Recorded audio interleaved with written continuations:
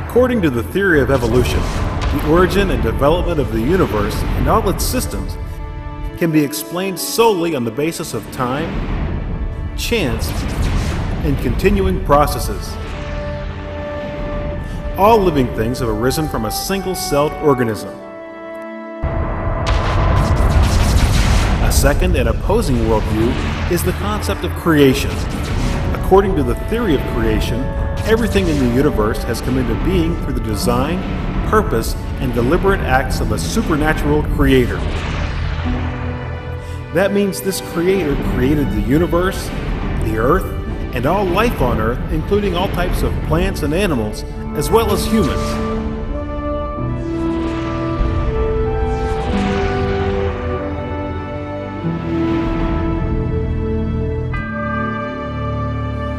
Hello my friends, welcome to Origins. My name's Don Chapman and it's my privilege to be your host. Origins is a forum where we take the evidence of science and we use it to validate the truth of creation. And we do that by interviewing some exciting creation scientists and folks who have done great research and study in this area. Today we have kind of a special show. It's a little different than anything we've ever done. We're going to introduce you to a DVD today called Evolution, the Grand Experiment. And Dr. Carl Warner is with us, who has produced this great video. Dr. Warner, how good to have you with us. It's so great to be here. Thank you, Don. Now, you're a graduate of the University of Missouri, and you're a physician by trade. Yes. And you were a physician by 23. You must have been a driven man and obviously a very gifted man. But what got you into wanting to talk about evolution? Well, this came to me. I didn't go seeking it. I was in medical school. I was 19 years old. I believed in evolution. And a friend came to me and said, Carl, you believe in evolution? I said, well, yeah. And he says, how do you deal with these problems? And he presented to me 3 questions that changed my life. He said, you believe that the Big Bang occurred, formed the universe out of the Big Bang. How do you form matter for the universe out of nothingness? And then he showed me that this is a violation of the first law of thermodynamics. And I thought to myself, that's very interesting. Something from nothing. Something from nothing, and that's a violation. His second question to me was this: Carl, you believe that life formed from chemicals to begin evolution. How would you explain this, knowing that DNA does not form naturally from chemicals? And I thought to myself, he's right. I know this from biochemistry, but I've never applied this to evolution. And proteins don't form naturally, and functional cell membranes don't form naturally. And I said, well, I don't know. Then he presented to me the fossil record. He said, Carl, we have hundreds of millions of fossils. Why are there gaps between animal groups that, seemingly go against the theory of evolution? And at that point, I realized I was challenged, that there was something wrong with my way of thinking. I believed in evolution, yet he just more or less decimated my ideas. 3 questions took the pins out from my Took the pins out, and now I was confused. I thought, you know what, I have to go look into this thing. Now, there came a point where instead of just pondering these things in your mind, you began to go out and do research, which eventually led to this DVD. Well, I talked my wife into going out and forming a television production company so we could get access to the information. And basically, this allowed us into the dinosaur dig sites, it allowed us into the museums, it allowed us entree to the professors. And we started to go around the world filming interviews, going to the dig sites. We went to and interviewed a who's who's list of evolution scientists. Dr. Johansen, who discovered Lucy. We interviewed Dr. Gingrich, who discovered Rhodocetus, the famous Rhodocetus. We interviewed Dr. Hussein, who did the discovery of Ambulocetus, the author of the book Dinosauria, the curator where Archaeopteryx is found. We not only interviewed them, but then we had them take us and show us their fossil collections. Show us this evidence for evolution that you say is here. We want to see this. We interviewed Dr. Oxnard, who was questioning at the time the validity of the fossil Lucy, and the late Clark Howell at Berkeley, who led the Ethiopian expedition in the Oma Valley there. In all, we did approximately 60 scientists and carried out the interviews. But that was only the first phase of this whole thing. The second phase was then we went to the dig sites. I wanted to see the fossils, the actual evidence. And so we traveled all over the world. We went to Solnhofen, Germany, where Archaeopteryx was found.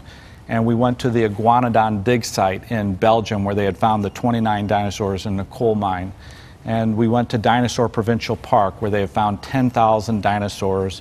And we went to Fossil Butte, Wyoming, where they had found 1 billion fossil fish in the fossil layers there. 1 billion. We went to Neanderthal dig site and interviewed the curator from the Neanderthal Museum in Mettmann, Germany.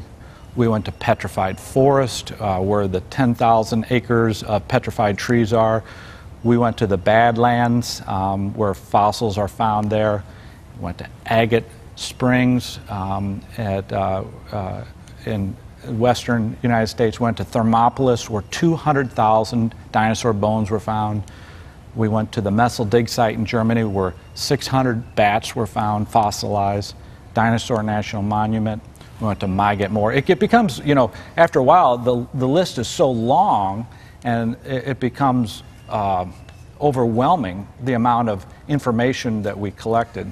And yet, even after visiting all those sites, you weren't done. I wasn't done, because then we realized, when you go to the dig sites, you see very few fossils because it takes a while to get them out. We decided then we'd go to the museums and photograph the fossils in the museums that had been taken from these sites. And so we started photographing fossils and photographing entire museums. We started and we went to, for example, went to the Carnegie Museum and filmed the fossils there. We went to the Redpath Museum in Montreal. We went to the California Academy of Sciences in San Francisco, the Museum Victoria in Melbourne, and Harvard Peabody Museum. These fossils then became the backbone of our research, because now we had the information, the source material, and we could then carry out this experiment to test evolution. Over 100,000 miles. Yep. 60 interviews with some of the most prominent evolutionary scientists in the world. Yes. And then visiting both the dig sites and the museums that Yes. house the fossils. Yes. This is an incredibly extensive research project. You started in 1997, is 1997, and we traveled, you know, to Australia and all throughout Europe, all over North America. Plus, besides this, we also did nature photography. We filmed at the Great Barrier Reef in Australia, underwater diving there. We filmed in Australia. We went up to Alaska to observe the glaciers. And all the while we're comparing nature, what's going on today, to the fossils and the events that happened in the past. It's incredible research, but some fun along the way, I hope. It was a great experience. It was a kind of a unique opportunity, and you know, the public believes that scientists can't be wrong. Scientists know that scientists can be wrong, you know. And I questioned, when this all started, is this one of these big finds, like when we discovered that the Earth wasn't flat and it was round, you know, hundreds of years ago, or when Galileo and Copernicus put together that the Earth wasn't the center of our planetary system?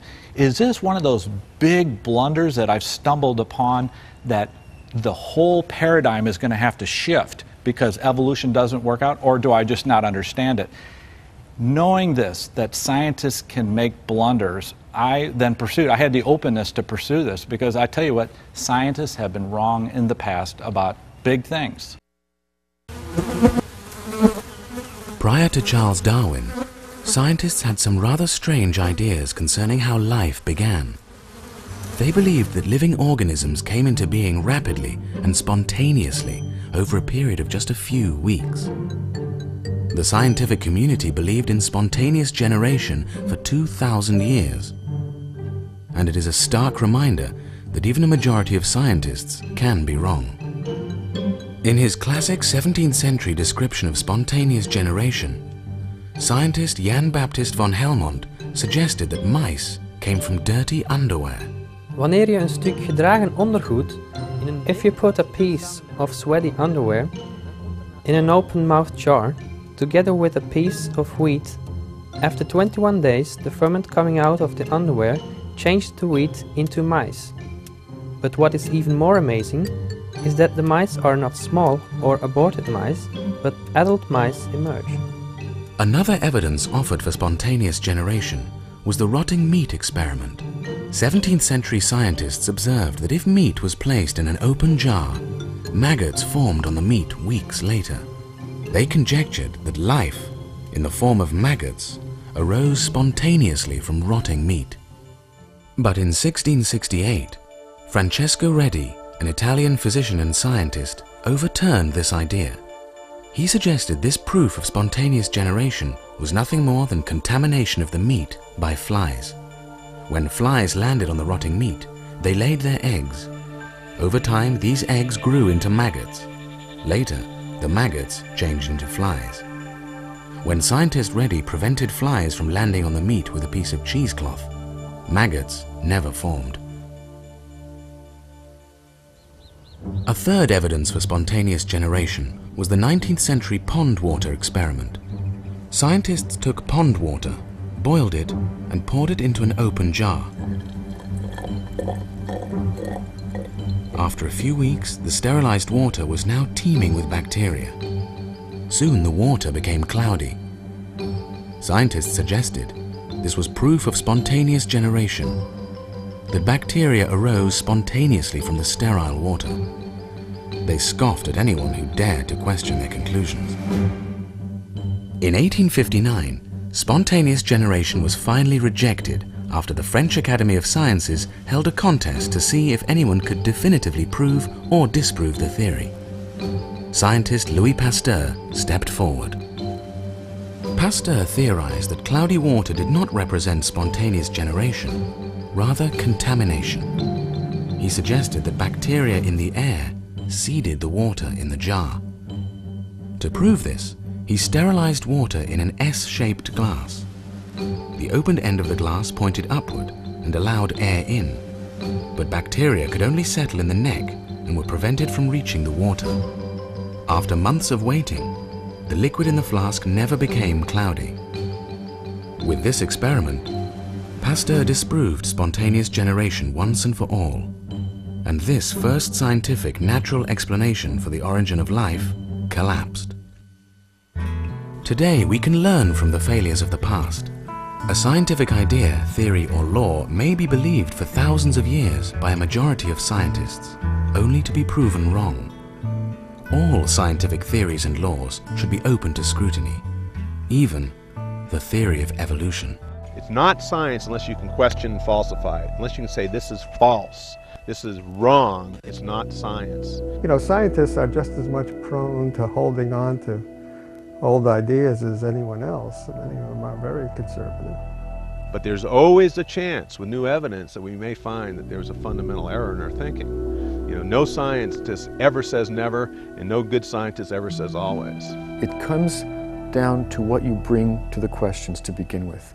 If you don't want to see things, you're not going to see them, and we're all guilty of not wanting to see certain things. Carl, you said that one of the three things your friend challenged you about that got this whole experiment started was that there were problems in the fossil record. Could you give me an example of some place where there seems to be a gap or a problem? These gaps are problematic throughout the fossil record. I'm just going to show you bats here. 1,000 fossil bats have been collected. Now that's a lot of fossils, and these are beautiful fossils. Now if you would have that many fossils, and if evolution was true, you would expect to find ancestors of, let's say, a ground mammal changing into a bat if you have 1,000 fossil bats. But the problem is there's not a single ancestor for any bat. The bats just appear suddenly, almost like it was a creation. Almost like it was created. Mm-hmm. Bats are warm-blooded flying mammals. Some bats use sonar-like echolocation to catch their prey. An amazing 1,000 fossil bats have been collected so far. Many of these are complete bats. Some show breathtaking minute detail, such as wing membranes, fur, and even stomach contents. Despite this rich fossil record, Darwin's predicted intermediates have not been found. There are no fossils showing a ground mammal similar to a mouse, slowly changing into a flying mammal, a bat. You would guess that there'd be some sort of a bat precursor, but once again, nothing. Bingo, they just show up. And so, I mean, as you might guess, that there are certain people that think they were specially created. They actually are kind of a problem with the creationists who like to, if things were created, here's a very highly complex mammal with all these adaptations, and bingo, they just show up at some particular moment in time fully formed as a bat. Obviously, we evolutionary biologists and paleontologists don't believe that, but at this point we don't have a good fossil ancestor for them. When did bats evolve from the land mammals? When is it theorized?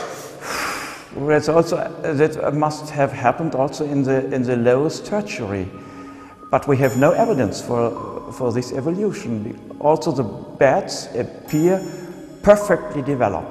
We don't have any non-flying bats, and so we can't pull something out of that, any kind of information out of that that tells us how they might have evolved. What period of time did the bats evolve, do we think?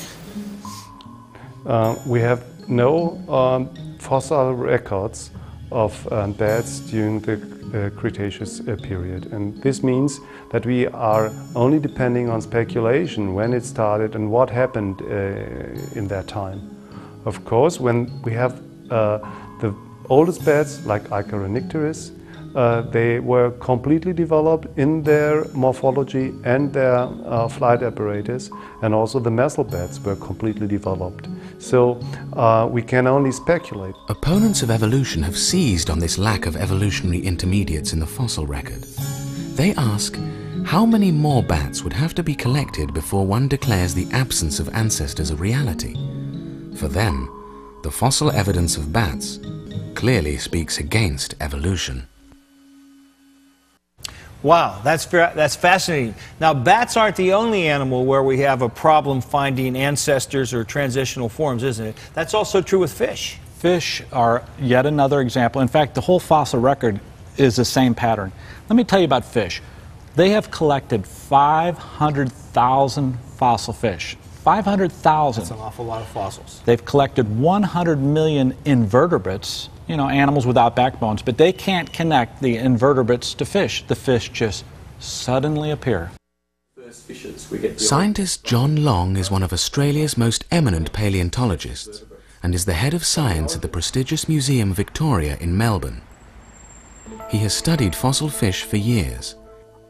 He reports that the fossil fish collections of the world are immense. How many fossil fish are there in museums? Well, I visited some of the biggest museums in the world to study their fossil fish collections, such as the Natural History Museum in London and the American Museum of Natural History. And I'd say conservatively there'd be hundreds of thousands, probably maybe up to 500,000.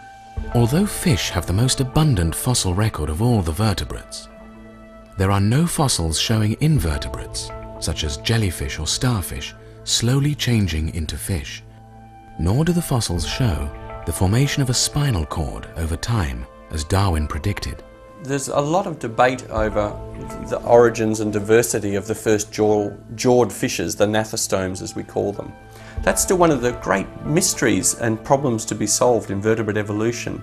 Despite a 150-year search for evolutionary ancestors, every fish family appears suddenly in the fossil record. Every major kind of fish that we know anything about appears fully formed. There's not a trace of an ancestor for any of these creatures, and there are no transitional forms suggesting that these major kind of fishes evolved from a common ancestor. Now, evolutionists know that. They say it is true, but they believe in evolution anyhow. But evolution is impossible. The origin of fishes, that's the origin of vertebrates. That would be the most astounding, important event in all of evolutionary history. We should have book after book after book written about the origin of vertebrates. We should have picture after picture of all of these transitional forms. There's nothing. The fact that the vertebrates, the fishes, appear fully formed, no trace of ancestors, no trace of transitional form, destroys the theory of evolution. Evolution cannot be true. Scientists who support evolution still hold out hope that they will eventually find these fossils. The evolution of fish is still very much debated amongst paleontologists. And I think that within the next 10 years we'll probably get some resolution on the origin and interrelationships of the major groups of fishes. All we really know at the moment is that the bony fishes came from one of these primitive groups, but we don't really know which one. So there's still mystery and some debate over where the true bony fishes came from. Scientists who oppose evolution suggest the absence of fish ancestors in the presence of 500,000 fossil fish speaks resoundingly against evolution. There just aren't any ancestral fossils. We've looked at bats and we've looked at fish. Are there other animal examples? Yeah, we went and interviewed all of the seal evolution experts in the world, and we said, how many fossil seals have you found? 1,000 fossil seals have been collected. That's a lot of fossils. And then we said, could you show us the animals that evolved from what they think is a skunk went into a seal? Can you show us these transitional fossils? And there are none. Skunks become seals. That's what they said. But there's no fossils to show it. But no fossils to show it. Seals are often mistaken for sea lions, but they are an entirely different family of mammals. Unlike sea lions, seals move on the ground like a caterpillar in an undulating pattern. Also, seals do not have visible ears. Evolution scientists believe seals evolved from the skunk and otter family. Phosid seals are allied to a completely separate group of carnivores, the mustelids, the skunks and otters. Over 5,000 fossil seals have been identified, but all of the predicted evolutionary ancestors are missing. We don't have such a material. We already can say this is true seals according to morphology of the bones. We cannot say, I don't know what is this, it has so many features. And it's not a time where we can find this missing link. According to opponents of evolution, finding 5,000 fossil seals without evolutionary ancestors contradicts the theory of evolution. So the evolutionists aren't getting any help from the seals. There's no ancestors there either. No ancestors for seals, no ancestors for bats, no ancestors for fish. It goes on and on and on. And that's pretty much a pattern through the whole fossil record. The whole fossil record goes that way, yes. Now, surely dinosaurs would be the saving proof here, because dinosaurs are so key to evolution, right? What about that? Is the opposite true? You know, most people, when they go through a museum and see all these dinosaurs, they think, oh, this is proof of evolution. But I hold a different view. Are you aware that all of the major animal and plant groups have been found with dinosaurs? In other words, the fauna of the animals with the dinosaurs was similar to today. For example, they found ducks with dinosaurs, flamingos, avocets, hedgehogs, possums. All of the plant groups, all of the animal phyla have been found with dinosaurs. Now, number one, that's a fallacy that the faunas were different. And number two, they don't have ancestors for any of the dinosaur species. They have collected, Don, 100,000 fossil dinosaurs. That's a huge number. 3,000 of them are full skeletons. And yet when we interviewed the scientists, they said we do not have a single ancestor for any of the dinosaur species. Nothing. The idea of dinosaurs roaming our planet seems almost imaginary, but evidence of their existence is undeniable. Some of the plant-eating dinosaurs were over 90 feet long and weighed 30 tons. Meat-eating dinosaurs had huge serrated teeth and powerful jaws that could rip apart any foe. Paleontologists have recovered 3,000 dinosaur skeletons, plus bones and teeth from 100,000 dinosaurs. The remains are so voluminous, they cannot all be displayed, many being relegated to museum basements. Despite this enormous collection of remains, no ancestors have been found for any dinosaur species, even Tyrannosaurus rex. Wherever we try to put tyrannosaurs in the phylogeny of the branching history of theropod dinosaurs, they have a long missing record. And we're going to find that record one of these days. We're certainly lacking information that ties together meat-eating dinosaurs and all the rest of the dinosaurs. Even the plant-eating ornithischian dinosaurs have this same fossil pattern. A plethora of fossils, but no direct ancestors. we haven't really any idea how the whole other group of dinosaurs called ornithischians, exactly the timing of and the way they branched off. We've got nothing there yet. There's a huge gap. Despite finding hundreds of skulls for the plant-eating dinosaur Triceratops, no direct evolutionary ancestors have been found. Triceratops heads are just pretty common. I've heard tell that there are at least 50 different individuals just based on skulls alone, and that's probably complete skulls. And who knows how many partial skulls would increase that number. I suspect we probably know, 100 or hundreds of Triceratops from their skulls. Many dinosaur evolution charts, such as this one from the Chicago Field Museum, imply that the ancestors of dinosaurs have been discovered. But when the solid lines are overlaid with the actual number of dinosaurs found, the chart tells a very different story. Opponents of evolution suggest these museum diagrams are often misleading and do not reflect the fossil evidence. The diagrams don't always reflect the fossil evidence. Boy, that's a powerful thing to hear. Carl, what an incredible job you've done as the executive producer of this. I just think the church and really anyone interested in truth is indebted to the hundreds of thousands of miles that you've traveled and the effort and the work that you've done. What a tremendous thing you've done. It's a joy to have you here on Origins. I hope that many of our folks will get the book, get the DVD, get the study materials, especially those with children, that they'll use them to at least open up minds to seek truth and to ask the right questions. Thank you so much for your great work. It's a great privilege to have you here. Folks, just because scientists say it's so doesn't mean it's so. We've seen many examples in history where scientists worked from wrong presuppositions for a long time until the truth sort of reset the dial and made them think again. And I think that may be true with the theory of evolution, and it may be time for people to realize that God is our creator. It's God's view He created you. That should be your worldview too. We hope to see you again here soon on Origins, and until then, God bless you, my friend.